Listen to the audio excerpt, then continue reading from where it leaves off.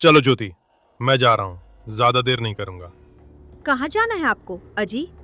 तुम्हें नहीं पता मैं हर रोज कहाँ जाता हूँ? वहीं, चंदू की चाय की दुकान पर, वही पुराना अड्डा। मैं कहती हूँ आज मत जाइए, कभी और चले जाना, आज नहीं। क्यों? मैं रोज ही तो जाता हूँ। फिर आज क्या खास है? सारे दोस्त मेरा इंतजार कर रहे होंगे। आज अमावस्या की रात है, आज मत जाइए, कुछ ठीक नहीं लगता। तुम भी ना, हर बात में डर शक। मैं इन बातों पर यकीन नहीं करता। पर मैं तो मानती हूँ ना, और इस सुनसान घर में अकेली भी हूँ। आप मत जाइए, सच में डर लगता है। अब बस भी करो ज्योति, तुम अब छोटी बच्ची नहीं रही। क्या बात बात में डरती हो? मैं जल्दी लौट आऊंगा। अब चुप हो जाओ, मेरे दोस्त इंतजार कर रहे होंगे। ठीक है, जाओ, लेकिन सुन लो, आज कोई भी दोस्त नहीं आएगा, याद रखना, कोई नहीं। अगर कोई नहीं आया तो मैं भी लौट आऊंगा, लेकिन जाऊंगा जरूर। मनोहर दरवाजा खोलता है। बाहर अंधेरा है, पैरों से पत्तों की सरसराहट हो रही है। वो निकल जाता है। देखो, मनोहर आ गया।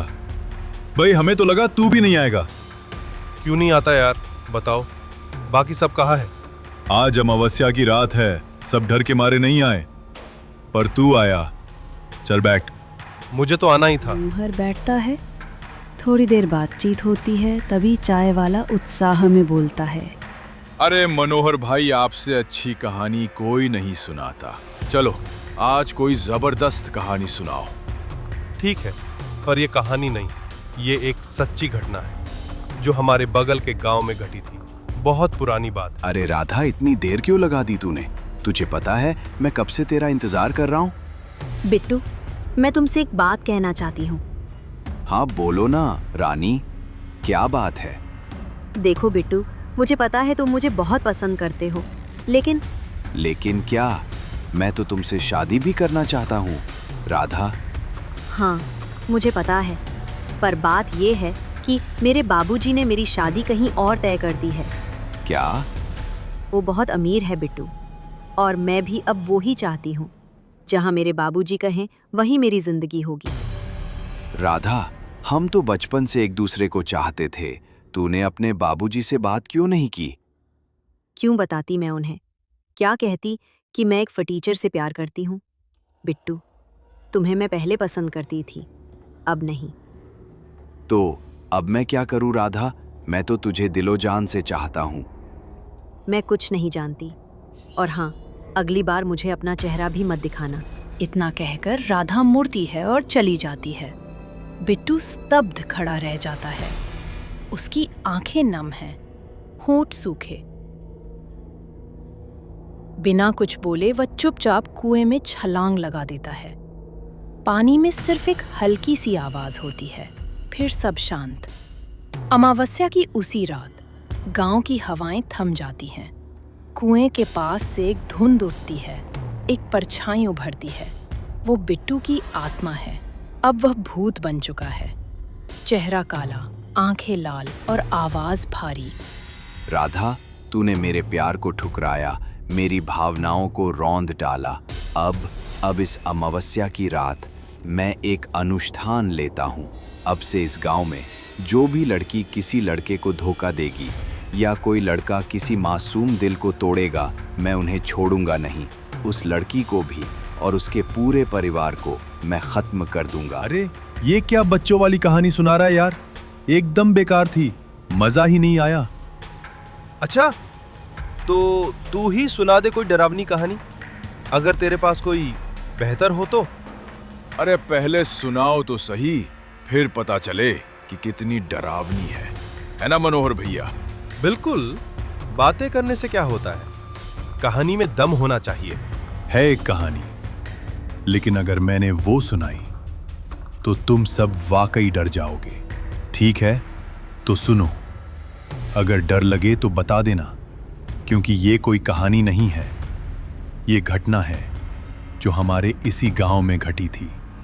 और मनोहर, जिस घर में तूने अभी कदम रखा है, ये सब वहीं हुआ था, करीब 20 साल पहले।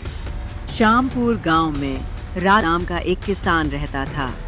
वो बहुत ही ज्यादा गरीब हुआ करता था। हर दिन की तरह अपने खेतों में मेहनत करता। जब काम खत्म हो जाता तो खेतों में उगी सब्जियों को बेचने जाता और सब्जी बिक जाने के बाद वह कुछ मजदूरी भी कर लेता और इस तरह अपना घर चलाता।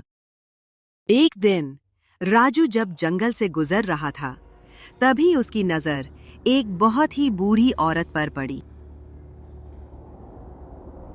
अरे बेटा, कहाँ जा रहा है? जरा रुक जा। हाँ बूढ़ी माँ, बोलो, मैं आपकी क्या मदद कर सकता हूँ? बेटा, मैं पहले एक जादूगरनी थी, लेकिन अब मेरी उम्र हो गई है। मेरे पास एक बकरी है। तू इसे ले जा और अपने पास रख। वो तुझे बहुत ही ज्यादा अमीर बना देगी और तेरे सारे दुखों को नष्ट कर देगी।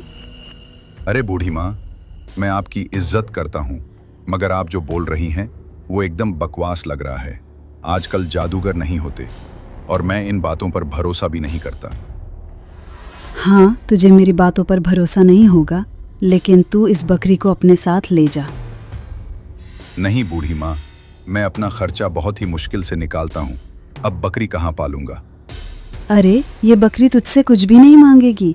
तुझे इसे सिर्फ अपने खेतों में बनी हुई चरनी में रखना है और कुछ नहीं। नहीं बूढ़ी माँ, मुझसे ये नहीं होगा। अरे, मेरे पास ज्यादा समय नहीं है, इसलिए मैं ये बकरी तुझे शाप नहीं, वरदान के रूप में देती हूँ। ऐसा कहते ही बूढ़ी अचानक गायब हो गई। ये सब देखकर राजू बहुत ही ज्यादा चौंक गया और बोल पड़ा, अरे, ये बूढ़ी तो सच कह रही थी। ये तो वाकई में जादूगरनी थी। अब मुझे ये बकरी ले लेनी चाहिए या नहीं? और राजू बकरी को अपने साथ अपने घर ले आता है। घर लाकर वो उसे बाहर रखता है और खुद अंदर चला जाता है। बकरी को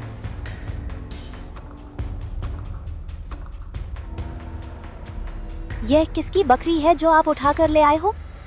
अरे, ये बकरी एक बूढ़ी जादूगरनी की है। वो मुझे जंगल में मिली थी, कुछ कहा भी नहीं, बस बकरी देकर खुद ही गायब हो गई। क्या ऐसे थोड़ी ना किसी की भी चीज लेकर आ जाते हो? अगर वो सच में जादूगरनी थी तो पता नहीं ये बकरी क्या निकले। अरे, वो कोई आम औरत नहीं थी, उसमें कुछ तो बात थी। मैंने मना भी किया, मगर उसने जबरदस्ती मुझे बकरी दे दी और फिर एक पल में गायब हो गई। मुझे कुछ नहीं पता। तुम ये बकरी जहाँ से लाए हो वही छोड़ कर आओ। मुझे ये बकरी इस घर में नहीं चाहिए। ठीक है, छोड़ाऊंगा। थोड़ा तो चैन ले, कल सुबह ही छोड़ाऊंगा। बकरी आंगन में बंधी हुई है। चारों ओर सन्नाटा। अचानक बकरी की आंखें लाल हो जाती हैं और उसका रूप बदलने लगता है। वो बकरी अब एक डायन का रूप ले चुकी थी। लंबे नाखून, उलझे बाल और आंखों से डरावनी चमक। उसी वक्त राजू और ललिता का छोटा बेटा मुन्ना पानी पीने के लिए बाहर आता है और अगले ही पल भयंकर चीख सुनाई देती है। राजू और ललिता दोनों भागते हुए बाहर आते हैं और जो दृश्य देखते हैं उनके पैरों तले जमीन खिसक जाती है। मुन्ना का शरीर निष्प्राण पड़ा है। पास ही डायन तपस्या की मुद्रा में बैठी है, आंखें बंद, होठों पर भयानक मुस्कान। राजू और ललिता भागते हुए गांव में पहुंचते हैं और सारी बात बताते हैं। सारे गांव वाले वहां जाते हैं। जाकर देखा तो राजू और ललिता के बच्चे का कंकाल पड़ा था। उसे डायन खा चुकी थी। ये सब मंजर देखकर सभी गांव वालों के पैरों तले जमीन खिसक गई। कोई बोल नहीं पाया।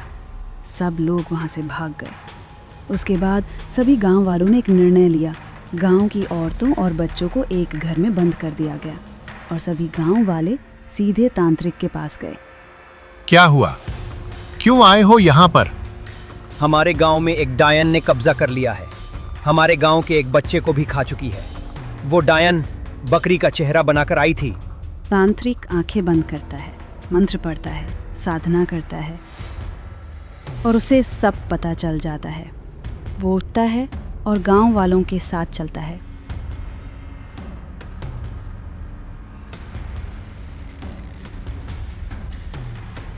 ए चुड़ैल, चली जा यहां से। गांव वालों को डराना और मारना बंद कर, वरना मैं तुझे खत्म कर दूंगा। नहीं, अब तुम सब भी मरोगे। ऐसा कहते ही चुड़ैल सभी को मार देती है। सुबह होती है, औरतें डरते डरते वहां जाती हैं। खामोशी छाई है। देखा तो वहां सभी लोगों के कंकाल पड़े हुए थे। हर तरफ मौत का सन्नाटा और हवा में अभी उसकी बास।